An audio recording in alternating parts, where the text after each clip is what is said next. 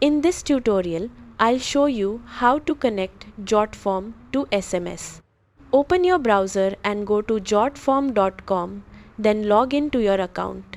From My Workspace, select My Forms. Choose the form you want to connect, then click Edit Form. If you don't have a form yet, create a new one. Click the Settings tab, then select Integrations from the left menu. Search for Click Send SMS and select the integration. From the available options, choose Zapier Templates. Click Use this Zap to open the workflow in Zapier.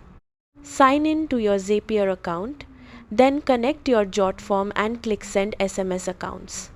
Follow the Zapier setup steps to configure when SMS messages should be sent and customize your notification settings.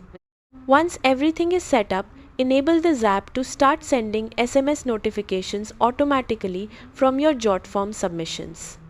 That's how to connect Jotform to SMS. Thanks for watching.